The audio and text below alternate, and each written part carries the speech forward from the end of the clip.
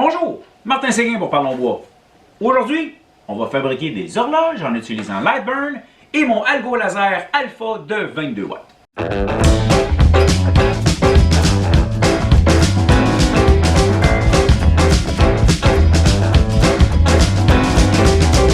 Et oui, petite fabrication au laser. En fait, je vais utiliser le Algo Laser Alpha de 22 watts que j'ai déjà montré dans cette vidéo. Laser qui va merveilleusement bien, mais ce n'est pas nécessairement le but de ma vidéo. Je vais vous montrer comment on fait une horloge en utilisant Lightburn.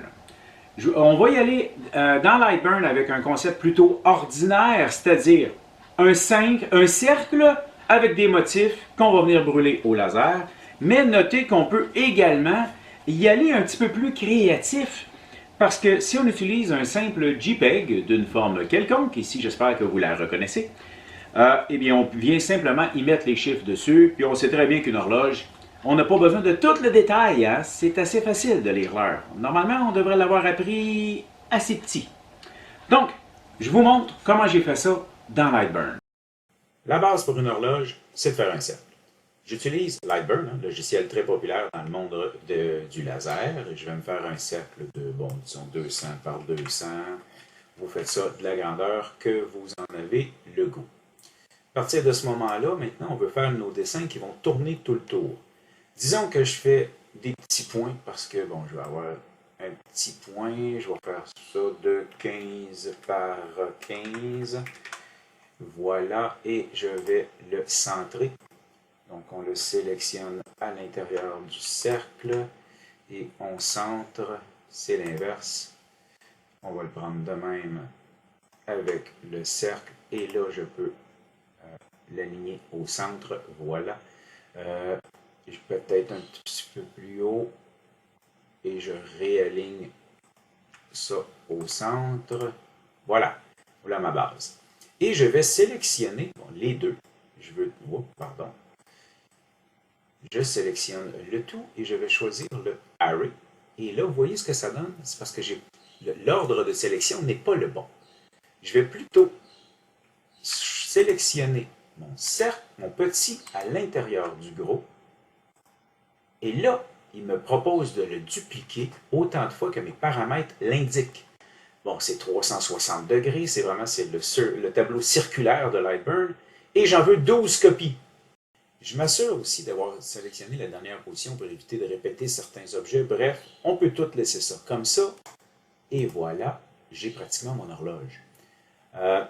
On va ici s'amuser à changer peut-être certaines petites choses. Je vais enlever ces cercles pour les remplacer par des chiffres, par pur plaisir. Et maintenant, je viens créer un champ texte ici. Je vais mettre 12. Voilà. Et je vais le mettre approximativement au centre. Comme tantôt, je vais le prendre à l'intérieur du cercle et centré au centre. Voilà. Je peux le faire 1, 2, 3.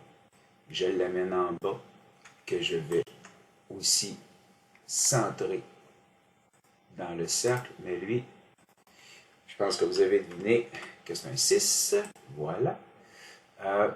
Maintenant, prochain, on l'envoie à gauche. Je change ça pour un 9. Que je vais aussi par ici, voilà. Lui, je vais le centrer encore dans le cercle, mais pour l'autre axe, voilà. Et mon 12 s'en va là. 1 plus 2, ça fait 3. Voilà. Je le mets un peu à l'externe, voilà. Et même chose, je vais centrer au centre là. Parfait, c'est tout placé.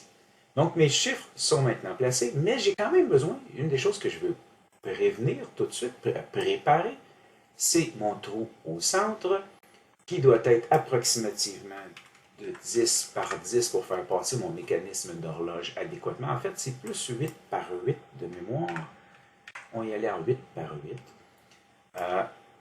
On le sélectionne et on le fait mettre au centre de tout le cercle. Donc, Je resélectionne le cercle et là, je vais centrer les deux et voilà, il est complètement au centre.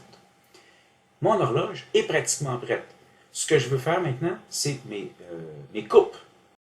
Je prépare tout pour les bons paramètres de machinage, en fait, et ce que je veux, ça va être plutôt un fil de ces petites choses-là, et ben, je vais le reproduire partout. J'aurais peut-être dû le faire en partant lorsque j'ai bien tout sélectionné.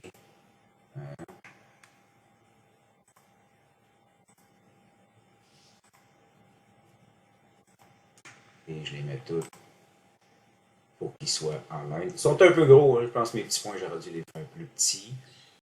Ça devrait être beau. On va visualiser le tout. Et voici notre horloge qui devrait être adéquate. Par contre, une des choses que je remarque, c'est que je ne suis pas dans le bon ordre. La coupe se fait au début. Donc ici, on va s'assurer de prendre le cut et de venir le mettre après. Ce qu'il va faire, c'est qu'il va commencer par nos labels. En retournant en prévisualisation, on peut facilement voir qu'il va faire la coupe à la toute fin. Bon, mes chiffres ne sont pas corrects encore. Mes chiffres sont toujours sur la couleur orange. Je me suis trompé. Donc, il faut que je les mette, voilà, sur le 00 en les sélectionnant. Et maintenant, il va plutôt écrire mes chiffres plutôt que de les couper. On revisualise, ça devrait être bon. On voit qu'il fait les coupes en dernier, qui remplit le reste. Excellent! On est prêt, on sauvegarde ça et on peut aller le brûler au laser. Bon, je vous avoue, je l'ai un peu redimensionné avec ce que vous avez vu. J'aimais vraiment pas les proportions, pas de la bonne grandeur. Donc, on peut voir un petit peu à l'écran, ça a changé de look. Une des premières choses qu'on va faire, c'est cadrer, s'assurer qu'on est à la bonne place. On va aussi ajuster à la hauteur qu'on a besoin. On va s'assurer qu'on a mis les bons paramètres pour brûler justement selon l'épaisseur du bois qu'on a et marquer à notre goût. Ensuite, on peut lancer la job. On va se gâter. On va tout filmer ça. Ouais. Une des premières choses que je vais faire, c'est d'auto-ouvrir parce que ça fait pas mal de fumée. Contrairement à ce qui est vendu à la SQDC, c'est pas une fumée qu'on aime respirer. Le cadrage.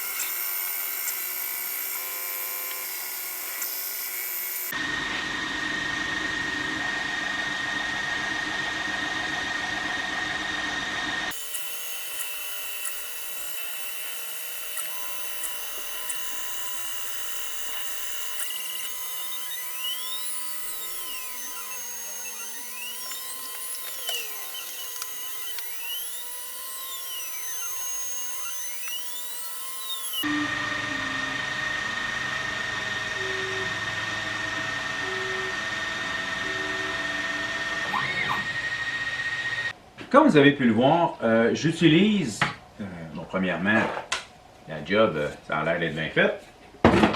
Et même le petit trou est resté là. Voilà mon horloge.